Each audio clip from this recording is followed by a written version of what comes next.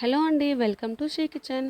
ఈరోజు మనం నల్లేరు పచ్చడిని ఎలా చేసుకోవాలో చూద్దామండి. నల్లేరు వల్ల మనకి చాలా హెల్త్ బెనిఫిట్స్ ఉన్నాయి. పచ్చడి కోసం మొదటిగా మనం నల్లేరు కాడల్ని ఈ విధంగా కట్ చేసుకొని తీసుకోవాలి. పైన కనిపిస్తుంది కదా, ఈ గ్రీన్ లేయర్ అంతా కూడా మనం ఇప్పుడు తీసేయాలండి. డైరెక్ట్గా చేతితో తీయడం వల్ల చేతికంతా చాలా దురద పడుతుంది. అందుకని చేతికి కొంచెం కోకోనట్ ఆయిల్ అప్లై చేసుకొని మనం ఈ తోలునంతా కూడా చాకుతో నీట్గా తీసేద్దాం.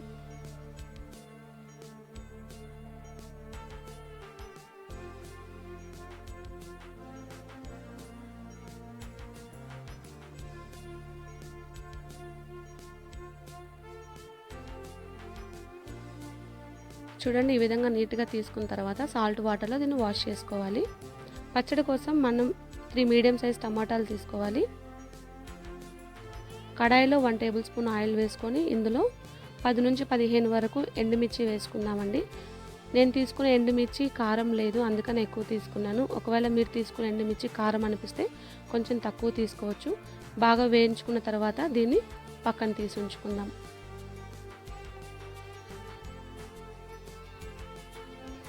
అదే ఆయిల్లో ఒక 3/4 కప్పు పల్లీలు వేసుకొని దోరగా వేయించుకుందాం.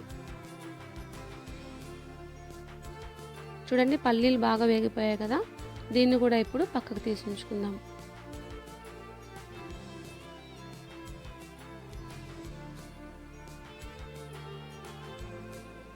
ఇప్పుడు అదే ఆయిల్లో 2 టేబుల్ స్పూన్ ధనియాలు, 1 టేబుల్ స్పూన్ జీలకర్ర వేసుకొని దోరగా వేయించుకుందాం.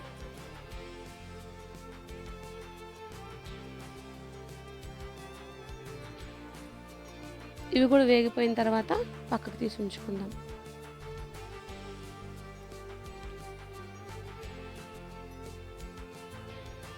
ఇప్పుడు అదే కడాయిలో 1/2 టేబుల్ స్పూన్ ఆయిల్ వేసుకొని మనం కట్ చేసి పెట్టుకున్న నల్లేరు కాడల్ని ఇందులో వేసుకుందాం.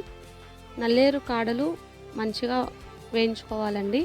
ఇది కొంచెం వేయించడానికి టైం పడుతుంది. అట్లీస్ట్ ఒక 15 నిమిషాలైనా కూడా దీనికి పడుతుంది. చూడండి, మంచిగా వేగిపోయింది కదా. ఇప్పుడు దీన్ని పక్కకు తీసి ఉంచుకుందాం.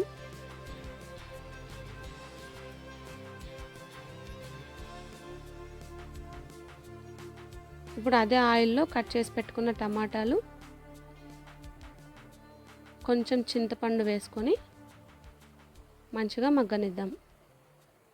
చూడండి, టమాటా చింతపండు మంచిగా మగ్గిపోయింది కదా. ఇప్పుడు స్టవ్ ఆఫ్ చేసుకొని కొంచెం చల్లారనిద్దాం. మిక్సీ జార్లో మనం వేయించి పెట్టుకున్నవన్నీ వేసుకొని పొడి చేద్దామండి. ఎండుమిర్చి, ధనియాలు, జీలకర్ర, పల్లి వేసుకొని మెత్తగా పౌడర్లా చేసుకుందాం.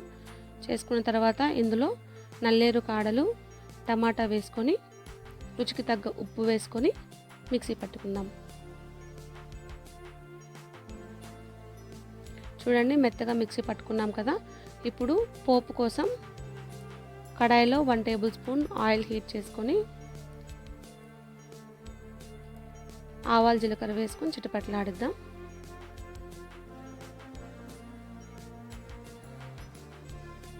తర్వాత ఇందులో చిటికెడు ఇంగువ, కరివేపాకు, ఎండుమిర్చి వేసుకొని మంచిగా వేయించుదాం. చూడండి, మనకి పోపు రెడీ అయిపోయింది కదా. దీన్ని మనం పచ్చడిలోకి యాడ్ చేసుకుందాం. అంతే అండి, ఎంతో టేస్టీ హెల్దీ అయిన నల్లేరు పచ్చడి రెడీ అయిపోయింది.